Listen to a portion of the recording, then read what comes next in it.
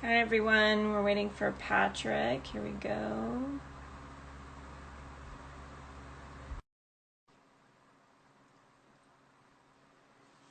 Hi Phoebe, hi Chris. Hi Patrick. We're both. Hello. You know what? Your Yep. volume is down. Let me turn the volume up here. Okay. Perfect. Hi.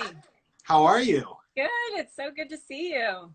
I know it's good to see you. You look great. Oh, thank you. That's to you. We got this is a reason to get dressed up, get your brush your Serious. hair. I only get dressed in the morning because I'm going to take a picture of my theme of the day. Yeah. Otherwise, I would never get dressed or take a shower. No, I have to, otherwise I'll be in my pajamas and feel like it's okay to sit around on the couch and watch TV. It's a mindset thing more than anything else. Totally. So I'm excited to be here with you today. Let's just get some of the formalities away. We have people joining in, but I want to tell people a little bit about you. We'll talk about our backstory because we're friends first, more than anything else. But Patrick McGinnis is also an international venture capitalist and the author of The Fear of Missing Out, The Practical Decision Making in a World of Overwhelming Choice. Patrick coined the term FOMO while we were in school together, and does a bunch of other things. He hosts a podcast called FOMO Sapiens, which is distributed by Harvard Business Review. And he also wrote a book about entrepreneurship. So, you know, a lot about a lot of different things. And we're also friends. And when we went to Harvard Business School together, and we were neighbors together for a Yeah, while in the we same were. building. Are you still in that same building? Yeah, a lot these days. I had dreams of moving out at I some point, but now that don't. we're living in a global financial crisis, You're stuck. probably going to be here forever. You're stuck. We used to, Patrick and I, we lived in the same building in the West Village. We used to see each other at Tortilla Flats, rest in peace, Tortilla Flats, I amongst know. other places, and in the elevator banks. Well, so we go a long way back, and it's one of the reasons I wanted to talk to Patrick today because we're friends. That I know he's smart. He knows a lot about a lot of different things, and I think he can really lend to the conversation of what's happening today. But first off, let's talk about New York and how it's going there, and like, is it weird? Is it empty? Like, what's the vibe? Yeah, so it's very empty. And, you know, if you didn't watch the news and didn't know what was happening in the hospitals and in vulnerable communities, Yeah, you would just think the city was super empty and that everybody was like a Sunday, it was like a permanent Sunday. yeah. Of course, if you watch the news, it's crazy. And so I stay away from the news, to be honest. Okay. And I think reality is people are being really great neighbors, supporting each other. Things feel calm. The supermarket's fine. You know, we are all wearing masks and stuff. But like, was wondering if I should have stayed here, and I'm happy that I stayed. I feel good How, about my decision. I mean, how many other people are there? I mean, a lot of people that we know have left, they've bailed because they have the option to, but a lot of people obviously can't. So, like, I think that there's this sense of pride also that a lot of New Yorkers feel. It's like, no, I'm here and I'm going to stick with it. I mean, are there other people that are with there with you? You know, in my particular building, your former building, not really. Frankly, I think my neighbors are here. I do hear doors coming and going, and I see my neighbors around. Yeah. But in general, the West Village is just really empty because everybody, left town. And obviously, in other parts of town, there's a lot more people. It makes it harder to socially distance. Here, it's not a problem. I don't run into. I mean, I never see people. That's, I guess, the upside, I guess. Yeah. So do you think, like, when's New York going to be the same? Will it ever be the same? I mean, we've both lived through 9/11 and been through the financial crisis in New York, and so we've seen ups and downs there. This obviously is very different, but and New York has this sense of resiliency that many other places, I just feel like they don't. So what do you think is going to happen in New York? I think it's anybody's guess. I mean, I think New York will come back in a different way, in a Yeah. good way. The city always bounces back. I mean, it's how we are, Yeah. as we are as a country. I just think that the very basic stuff, like the subway, like all of these things that we need in our lives, like you can't live without the subway in New York City. Okay, Yeah. like when will we feel comfortable going on them?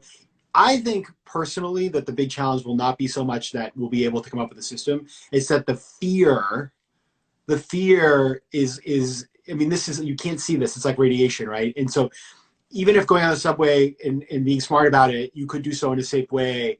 At some point people are just going to not want to do it, and so that's going to be, like, think about gyms. Like, who's going to Yeah. want to go to a gym? No. the right? subway. And I think that's the first place that I would avoid, is like I would not step on the subway. And then the gym is probably the next place. And then maybe like a restaurant, or, you know, any place that's busy. I think everyone's going to have to reevaluate how they're re-entering their lives. We're going to see a lot of creativity, which I think is good. And I think this is an opportunity for people to come up with clever solutions for sure.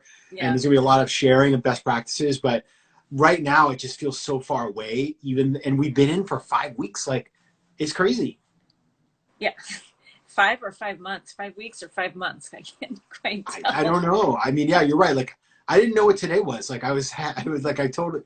And so that sucks. But like, obviously, we're lucky that we can work from home. I mean, that what really bums me out about this. I mean, there's so many things I could spend. We could just talk about what's terrible for hours. Yeah. Is just like people who were on the brink already, and you know, something like 40% of Americans have like no emergency savings, and like all of those people, what are they going to do? And we need to figure out how we're going to pull together as a country. Like, we have to kind of like reinvent capitalism in a way that we I don't know, like, just it's not going to work the way it did before.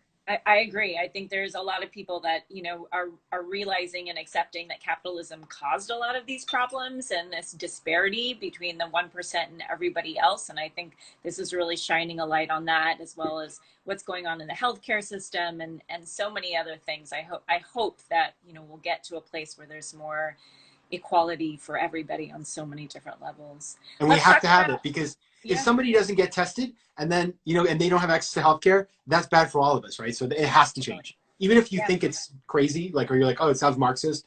I'm not a Marxist, people.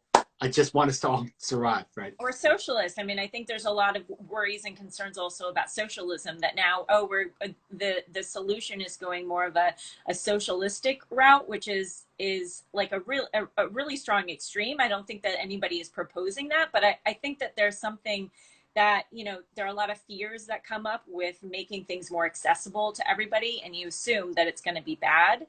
But I think that what people are talking about is something that's hybrid, something that we haven't ever seen before, is what I'm Totally. hoping.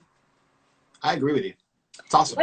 Let's talk about FOMO, which is your baby, which you talked about and you wrote about back in our HBS days, and something that I think everybody feels, everyone. And by the way, I want, as joint viewers come in and out, please feel free to throw questions my way. We want to hear what you want to ask Patrick, anything that you want to add to the conversation. I'm definitely keeping an eye on comments. But let's talk about COVID FOMO. Does that really exist? I had asked people for questions, and people seem to say yes, it's real, but we're all missing out. So how can we all be feeling FOMO? Because we're all in it together.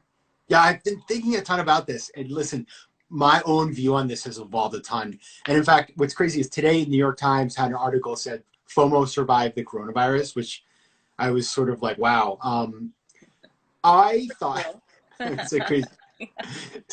So in the beginning, I thought to myself, like, wow, it's over. No more FOMO. And in fact, I didn't feel, I was home. I was cooking. I was like watching all the shows, reading the books. And so for like 2 weeks, I thought, okay, maybe FOMO is like, this is kill FOMO, right? FOMO, let's have the funeral. And then, you know, I noticed that people started to have this is like FOMO's evolving. It's not about the event that you can't go to the party because there's no party. It's about like the life that you had, that sliding doors moment. It's like Yeah. thinking about all the things that you would have been doing and now can't do. I think that's profound. And there also is this sense of like, we're naturally competitive beings. And so everybody's trying to do so much and like telling us all about it. And you're like, I don't feel like I'm doing enough or working hard enough or working out enough, or I didn't do the Peloton workout. So there's kind of something there in it. Yeah. And then of course there's tons of memes, and memes are always like the amount of these challenges that people do on Instagram and then they spread around. And I've been getting things like the recipe challenge. It's all FOMO driven kind of herd behavior. So it will live. And I believe that when we're done with this, I mean, as you recall, Shibani, I don't know, do you remember the article that I wrote at HBS No, about but FOMO? I don't remember that, but I do, you know, when you brought it back out, you know, when we were in business school, there was definitely this worry about FOMO. It's like you felt like, I'm going to miss out on a party, on a job, on like some connection, because I mean, there were 900 students in our class, which a lot of people are surprised by, but there are a lot of things going on with a group of 900 people that you're just like, I'm definitely like, there's parties happening and things happening that I'm not a part of, and I'm worried about it, you know? So I definitely felt it. Well, you know, the thing is that a lot of people don't realize too is the reason why I felt so much FOMO, because I've thought a lot about this, is really that right before we came to school, we lived through the first tech crash and we lived through 9/11. And I was in New York at the time. I think you were too. Yeah. And like when something crazy like that happens, something really traumatizing, you just kind of want to live it, like live hard and like carpe diem the heck out of life. And I think that that's what we're going to see here is that when things start to get normal again, people aren't going to sit around wasting time. They're going to want to do it all. And so I think we'll see like this kind of sort of societal FOMO happening. And frankly, I think it's a good thing because it means you have something to miss out on. Yeah, and I think it makes you more appreciative. I think everyone feels like more appreciative of that spin class that they now are missing, and of going out to a restaurant. I mean, and I think that everybody appreciates it for the privilege that it is.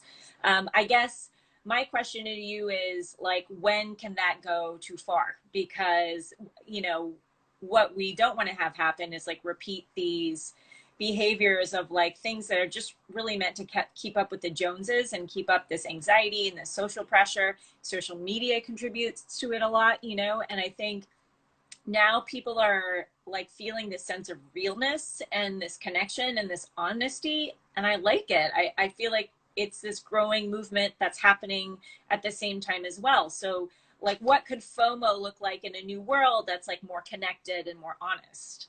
Yeah, listen, the thing about it is in this moment that we're having this honesty, it's made possible by the fact that the external stimuli have been removed, right? So like it's pretty easy to not have FOMO when there's nothing to do.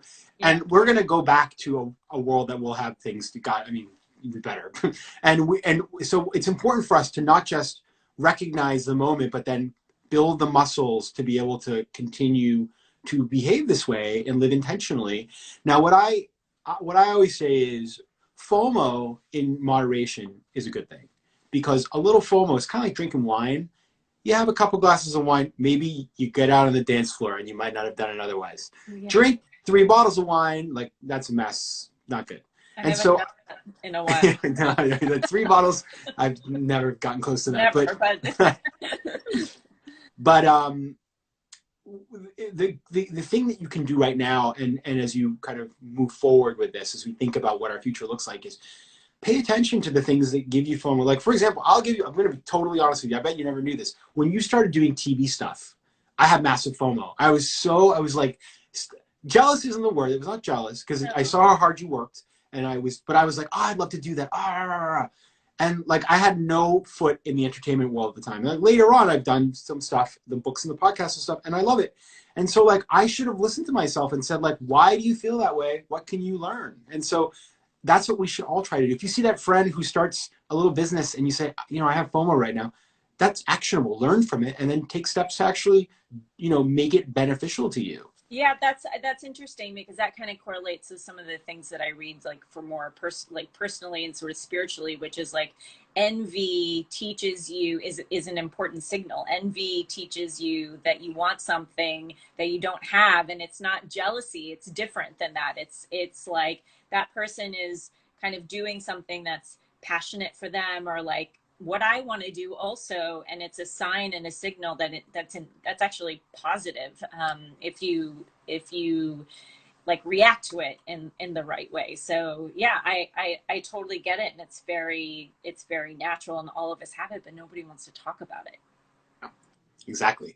And in fact, if we didn't have a word for it, I mean, it's not that human beings haven't had these feelings since the beginning of time. Our ancestors, they had FOMO because if they didn't watch what other people had, they wouldn't get the basic things they needed to survive. Yeah. And then there's like keeping up with the Joneses, that expression, that comes from a comic strip that was published in 1910 by the New York Globe about a family who was trying to keep up with the next door neighbors, the Joneses. The name of the family was the McGinnis family, believe it or not. Oh, really? So it's yeah.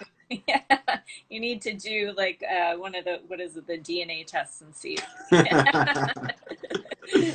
Um, your relations, but yeah, I mean, it's very natural, and it sounds like it's part of human nature, but it can be destructive. So how do you get yourself, and that's one of the things that you write about a lot, and you know talk about to people, is how to get your head out of that. So if you are feeling that you have FOMO or envy or whatever it is, like how do you snap yourself out of it? Yeah. So it's really helpful when you're thinking about the solution to think about what are the triggers. I gave the definition earlier about sort of this. It's an anxiety that you think something better is happening out there than what you're doing right now, combined with social pressure to be part of the group, right? We don't want to be excluded. And so if you think about each of those things, if you can tackle each of those problems, then you've got a solution. So the first is that anxiety, something better is out there happening for you. Really, you don't know. And in fact, the reason that this is so tricky is it's all based on an asymmetry of information. If you knew it was great or wasn't great, you could then make a rational decision. Right. But here, it's all going on up here. So you want to attack that asymmetry of information by gathering as much information as you can in order to sort of demystify this thing and not simply sit there spinning your wheels, making it out like it's the greatest thing ever. That's part one. Okay. Part two is the herd bit, which is really about motivation. And the saddest place to end up in the world is going after somebody else's dream, not your, you know what I mean? It's like, I spent all this energy, but I didn't even really want to do it. Yeah. So you got to dig deep into like, why? What is my motivation? Is this internal or is it external? And when you combine those two things together, and there's a longer process, of course, but those fundamental principles, that's how you can sort of attack FOMO.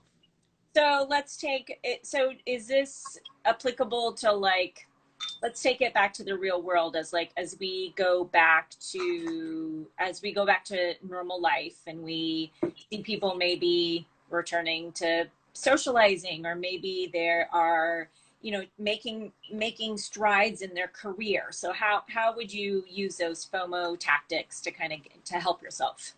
Yeah. So let's take a really easy example. Go on LinkedIn, and this happens like all the time to all of us. Oh, totally.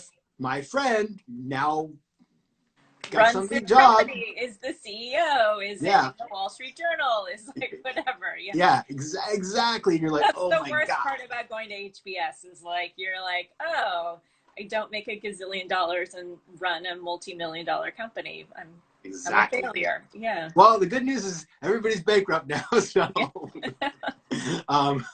but just kidding. That's terrible. But you have to laugh or we're gonna cry. Listen. So what I like to do is first ask you, when you're thinking about that anxiety around the beneficial thing. It's like I ask myself basic questions. Can I afford this? Is this even available to me? Would I even enjoy it? Is there a benefit to me in terms of ROI? Do I have the time for this? Like really basic block and tackling kind of stuff around that. And the second part, which is like the motivation. I remember when I was in business school, let me tell you something. I wanted to work at a hedge fund so bad because all these really smart people want to work at hedge funds. I would hate working at I can tell you, I would hate it. Yeah. That wasn't coming from in here. It was coming from outside. Yeah. And so if I just really thought about my motivations back then, I would have, and I even knew it. Like I knew that I didn't want to do it, but I still felt all this FOMO. One of the great things about getting older is we are more in touch with ourselves that way. We have the power to make good decisions because we have more data. The information asymmetry has been demystified a bit. But that's the process, is digging at those two things, really thinking deeply. That helps a lot. So one of the questions that I got was, will it ever end? Like, do you get to a point that you're so evolved and zen or accomplished or mature that, that FOMO ends? And please send us more questions. I love seeing them. So I will tell you, one of the things that was really fun about this book is Ariana Huffington is obsessed with FOMO, and she was kind enough to write me a blurb. And, Ariana Huffington, like, she's done a lot of stuff. Like, nobody can dispute that. If she still feels it. But I actually chart out in the book the life cycle of FOMO in a person. And so I'll do it for you, like, so it makes sense to you. It's like, or maybe it's this way. Anyway, you kind of like, as your child. Yeah, it goes kind of like this, and then when you hit middle age, it really dips because like you're just too damn busy, and you kind of already know what things. Like, oh, I know, I've been to many bars. Like when I see the picture, I know what that is. Okay, like it's fine. Yeah, totally. And then it's down because, and then the kids leave, and you start to sense that, you know, getting to the end, I'm gonna, you know, I don't have too much time left, and it zooms back up again because you're like, oh my God, gotta go to my, you know, gotta take that big trip to Italy, gotta visit the grandkids, all, like, you know, there's all this stuff, and you have less going on, so you have a lot more time to think about that. And you So have that's less what time happens. in your life, and you're thinking, oh my gosh, I need to check things off of my list too. That's interesting, because I Precisely. would think that it would just kind of dwindle, but it sounds like it's a function of being busy and probably purposeful too. You know, when you have a purpose and you're busy, you don't think about these things so much. Totally. And that's why, listen, there's another big part of this is, of course, just missing out. So choosing what you want is one part, missing out's the rest. And that's why, you know, things like mindfulness and meditation and taking care of yourself, self-care, all those things put you in a better mental space to deal with this.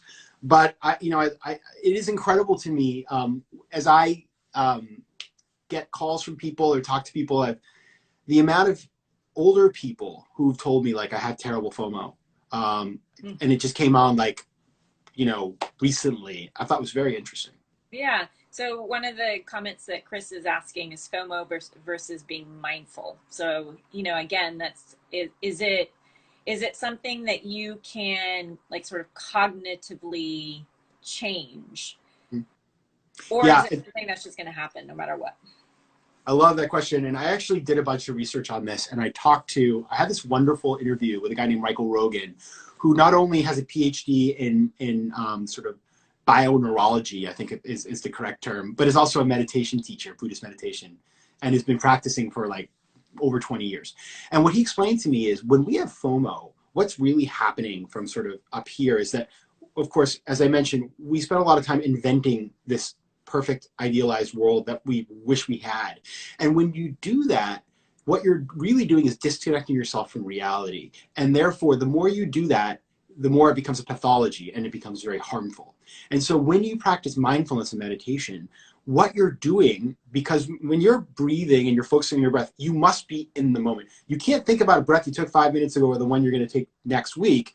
You are living in that moment, and therefore you're pulling yourself away from all that negative thinking that you're doing and grounding yourself in the real. And so Yeah. that's why it's so powerful. I'm like, I was a total skeptic. I started meditating about a year and a half ago, and I have seen the true power of it for myself. And so it is definitely a helpful way. And by the way, like, you know, it doesn't have to be that you run off to India and you know, go to like a silent Yeah. Vipassana. You can do 10 minutes a day and it makes a difference. Yeah, that's awesome. I think that that's really important, and a lot of people are experimenting with that now too. Is that it's, you know, it does. I mean, it regrooves your brain. It has so many different, you know, benefits, but it is not about having to carve out an hour or 2 hours or whatever it is. It's, you can do it for 10 minutes and you see positive impacts. One of the other questions that I saw popped up was a question about social media. Social media, I think, plays a big role in creating this FOMO. How do you go about balancing what you see? Because people are not putting their messy fights with their friends or their family and, like, you know, their, you know, just their personal baggage. They're showing their best highlights, you know, and it creates this false sense that everybody's life is better than mine. Whenever I see, you know, I'm guilty of feeling that way, that, oh, everyone else has it all together, and it makes me feel bad about myself. So how can we engage with social media in a way that's positive? Because I think everyone struggles with that. Yeah. In fact, social media users, 56% say they feel FOMO when, you know, they're away from their stuff. So it's totally true. And I was laughing because, like, I grew up in a small town in Maine where people do have their family fights on Facebook, which is a whole other thing. I love that. It's great. It's real. So, As so long as it's listen, not your family. exactly.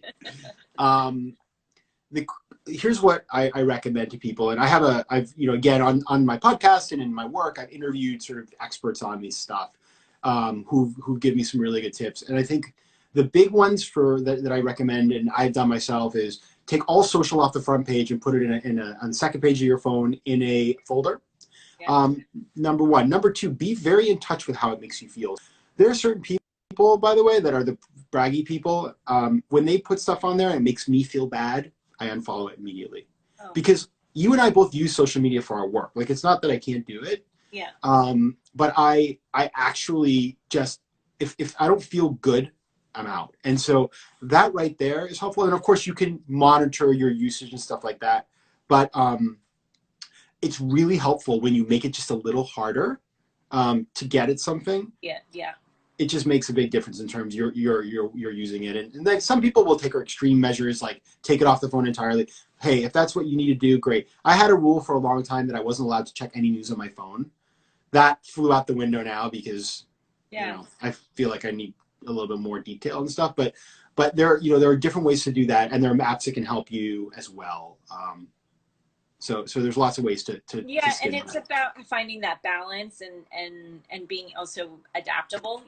I think like you said, I mean, I did the same thing. I turned off news, and now I'm like, I actually need the news. Or I only check it at certain points of the day, or where I can like mentally process it, where it's not keeping me up at night as I'm lying in bed. So there's a lot of things that we can do to create sort of a gate, to protect ourselves, because I do think that it can be really destructive. Totally. And the other thing you just mentioned, like at night, I have a very strong policy: no phone in the bedroom ever. Yeah. And because there's a stat that I've seen. I mean, there's a bunch of different stats on this, but something like 80% of people check their phone within 5 minutes of waking up, and so that right there, it's damaging. Yeah. And so getting that away from you, you wake up in the middle of the night, like you just don't want. And the problem is that many people use their phone as an alarm clock, so it's like a Trojan horse to bring all this bad stuff into your bedroom. Totally. Um, That's something I try to practice too, is I don't pick up my phone, or I try not to, for at least 30 minutes to 40 minutes. I get out and I do my stuff, and then I'm like, oh, because once you start looking at the news, it doesn't get out of your head, and you can't meditate or like have your quiet time or anything. It's just like bam, you're into the morning, and there are no boundaries. I think that's what it's about. It's about creating those boundaries. that is so true. Oh, that's good. That's impressive. Good for you. Mm. I don't do it all the time, but it's my goal. Let's talk about some of the stuff that you're seeing in the VC world, because you also are a venture capitalist, and I think there is a lot of uncertainty in the business world also. And I'm trying to sort of build my own stuff right now too, and I'm looking at it as actually a really good time to be an entrepreneur, but I also am worried because there's so much uncertainty, and there is still a lot of havoc that's going to happen in the economy that we don't know about yet. So what is it that you're seeing from a VC's perspective, and give us some advice for entrepreneurs out there? Yeah, I mean, it is true. I think, listen, I heard this thing recently. I haven't verified it though, but that the Chinese character for crisis is also opportunity. And if an entrepreneur can make it right now, like, then they're going to be, they're going to kill it, right? It's just because it's not easy. So I had a really interesting conversation last week on my podcast with a woman named Beth Ferreira, who you may know actually, who's a partner at First Mark Capital, about what she was seeing. And I think the reality is that most VCs right now, and this goes for myself in some ways, are going to focus on the portfolio and making sure the portfolio is good. Yeah. Now, what's interesting is I'm actually also involved in a VC in Latin America that's in fundraising. We haven't actually done a deal yet, and we are looking at new opportunities right now, because what we see is, there is obviously a lot of turmoil, especially if you have in companies that you've invested in that have to go through all this drama. Like, you got to clean up those messes. But Totally. the thing is, the new companies that will benefit from this that you may not even liked before, those companies will get funding, and they're interesting, and people are going to run after them. The difference is, I think this is where I think I'm really curious to see what happens. The valuations were insane before this, like crazy. I've been waiting for a correction, and so the question I have is, like, how deep will the correction be in terms of valuation? When do you think we're going to figure that out? Because I also think we're going to see a correction, but there's also a lot of talk in terms of what I'm reading also about different time frames for that. Are we looking at, one bubble, two bubbles? You probably don't know, but like, what are you looking at from a VC's perspective in terms of being able to withstand not just what's happening now, but also what's potentially could happen in the future.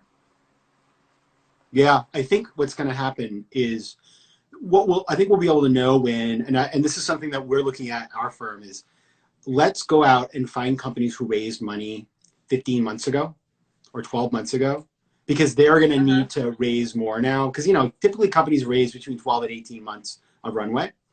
And so seeing those companies and then figuring out what a good deal is for them, that's going to tell the whole thing. Because I think people should assume that, we're not going to go even close to back to normal for I don't know, 9 months to a year, which is terrible. That's not going to be normal. It's going to be a new normal that probably, exactly. It's not going to be anything like what we've seen before. And if a company cannot tell you why it's still relevant or it's planned to be relevant, which is like another thing, like think about an Airbnb, right? They just did a financing. The terms were really crazy. But they were able to do it because I guess, they made that case. Whereas if you think about like a WeWork, like how can they? And so if a company can't, number one, explain that really well, and number two, can't put together an attractive deal, and what's going to happen, unfortunately, is people who invested at those dumb valuations are going to get crammed.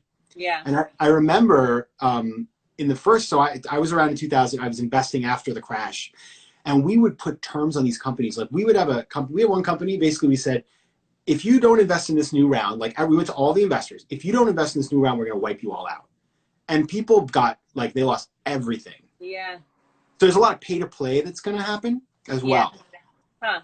That's interesting. And is that good for entrepreneurs, or is that a negative? Well, it depends.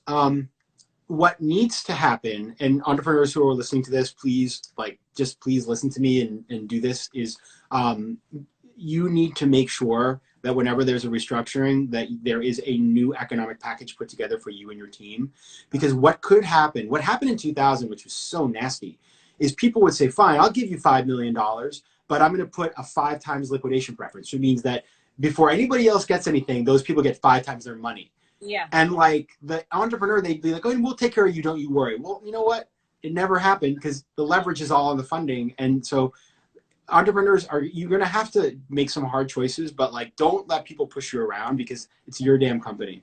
Yeah. And that's always the double-edged sword with getting VC investment, is that you end up losing a lot of that power and a lot of that autonomy. And you really have to look carefully at that. And I think VC investing is often over romanticized, in a lot of ways because of that. They think it's like, oh, you just need to get funded. And it's like, no, you need to think very critically. And we studied a lot about that in school, and you see that, on your side. But,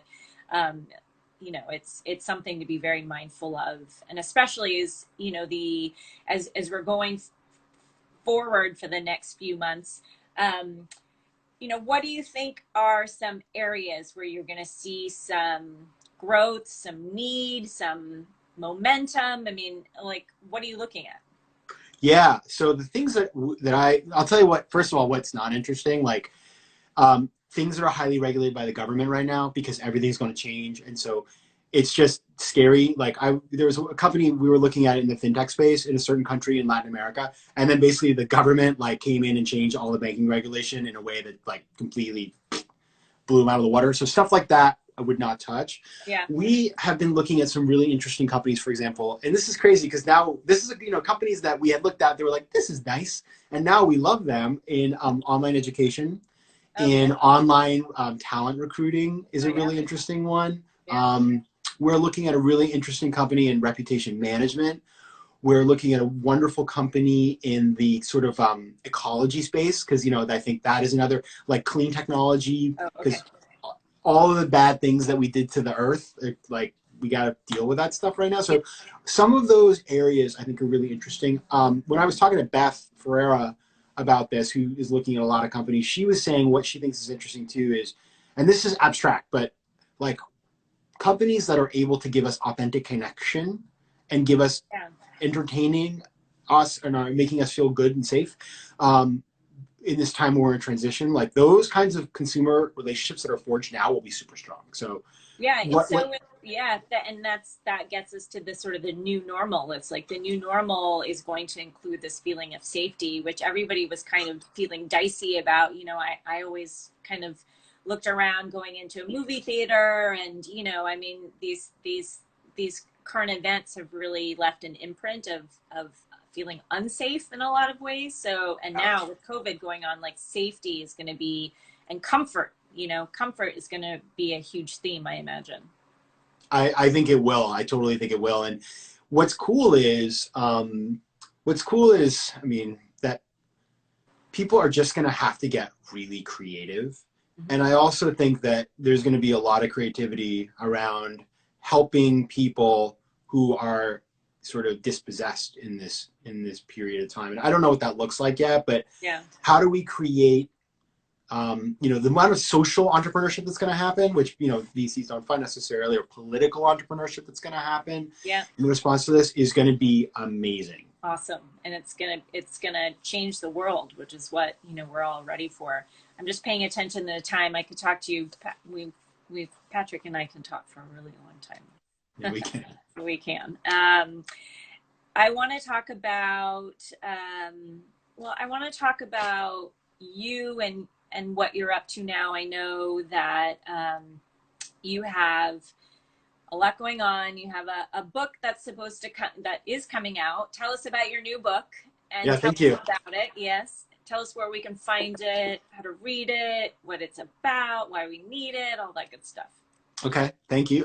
Okay. So book is called Fear of Missing Out, Practical Decision-Making in a World of Overwhelming Choice. And it's about FOMO, but it's also about another term that I invented back at HBS and wrote about in that same fateful article where I talked about FOMO, called FOBO, Fear of a Better Option. And that's kind of like analysis paralysis.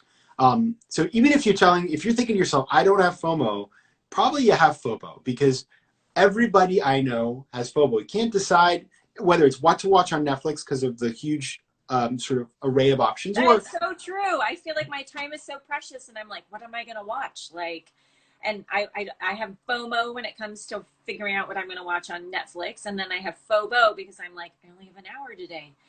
Like how can I make it feel so weighty just making this choice about, you know, whether I'm going to watch that Tiger or whatever, which I didn't watch. Oh my God. It's not. No. I tried. I quit. Well, I'm from Oklahoma, you know, and that is like not the part of Oklahoma that I'm from, and I feel like it does us a disservice. So that's the other thing. But yes, I feel both. You know, I can feel both, and it's interesting that you're making the distinction. Yeah, listen, FOMO is about it's when you live in a sort of it's an abundance of it's an anxiety sort of affliction of abundance, mm-hmm. and in too many choices. And so that's what the book's about. It's about how to be more decisive, live better, make better decisions. And so that comes out on May 5th, and you can find it on Amazon or go to my website, patrickmcginnis.com. I have this podcast, FOMO Sapiens, which is about decision-making, and I've had people like Andrew Yang on, and I just interviewed, I'm teasing this, but it won't drop until September because that's when his book comes out. But I interviewed that guy, Jay Shetty, who is wonderful. Yeah, he's awesome. Yeah. Oh, yeah. I love speaking with him. So really cool guest. And we're talking a lot about COVID, of course. Yeah. But, you know, the other thing is like, we have to talk about other things too, right? And so, I mean, we're going to tire. This is a marathon, not a sprint. And so we're talking about all kinds of other stuff as well. And then, you know, I'm just, I'm trying to, you know, as Shibani knows, like, my typical life consisted of like traveling to all kinds of exotic locales. Yeah. And, you know, stuff like that. All of that has gone. And I'm okay with it. How do you promote a book in this environment? Like because I also think that's another model that's going to change. Like, what could it look like based on what you're doing right now? Yeah, listen, okay, so I'll tell you, it's really been fascinating. I've chosen to view this whole thing as like, because I felt a deep sense of desperation, like, when this both started. I mean, listen, I understand that people are going through a lot of stuff right now, so who am I to complain? I get that. But I was just like, oh my God, like this timing's terrible. You're affected. Yeah, of course. Yeah. And so I felt really bummed out. And then I decided that I needed to have like kind of a growth mindset and, you know, just push through. And what I've seen is quite interesting because in the beginning, sort of the first 2 weeks of quarantine, nobody wanted to talk to me. There was like, I was trying to schedule interviews and stuff like for podcasts, and we were doing the PR, and like, there was no response. It was like knocking on the door, nobody answered. Yeah. I then came up with a whole sort of COVID story that I pitched to people and started to get more interest. And now I think people are sort of looking for, they're listening again. They want new ideas. They want to hear new things. They want to talk about something different, and they're willing to start entertaining. Let's talk about things like my book. And so it's good. It's getting really, it's getting better and easier. And so I'm really glad that this, I remember being kind of peeved that it didn't come out in April. And now, of course, Yeah. I'm very thankful. Yeah. And so, yeah, here we go. I even, I, I think right now what this book is really about is how to make decisions. And in a time of crisis, you need that skill. And so I feel very comfortable talking about that. And I hope that it will be helpful.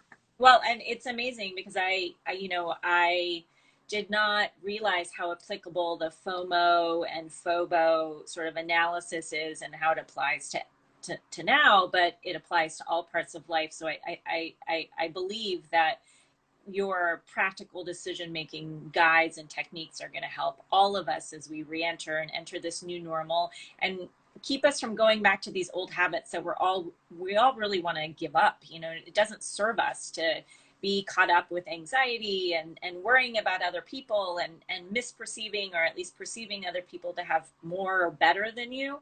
I think that what we've learned in the last few weeks is that we are more equal than we are different, and that, we all want to feel connected, and that stuff doesn't serve us anymore. It doesn't. And so you got to do the work and listen. It's totally, I think about myself. I think about our friends, like people have found ways, and the ones who didn't, you just look at them, you're like, what, like, when did you not grow up? Right. But, Yeah. this is something that kids deal with, like the amount of mental illness that has surged in this country as a result of these kinds of things. We gotta start fighting back. And that's kind of what I think about these days. And Yeah. and I see the difference in my own life that, when you don't have to deal with the stuff, or you can manage it. I don't think, we all have it, but if you know how to manage it, I mean, I don't waste time on stuff anymore. Like dumb decisions that I used to agonize over, I don't waste time on them. And frankly, it gives me a lot more space to do stuff that means a lot more. Yeah, and that's a sign of maturity, but also empowerment. You really can empower yourself and live a happier life if you do all those things. So, Patrick, it's so good to talk to you. I miss you, seeing I you in miss person. you too. Yeah. I look forward to I seeing can't you wait to live. see. Yes, I look forward to visiting the West Village and seeing our old hood and grabbing a drink and connecting again. It's been great talking to you, and I wish you great success. Where can we find your book, and where can we learn more about you? So the best place to go is patrickmcginnis.com. Okay.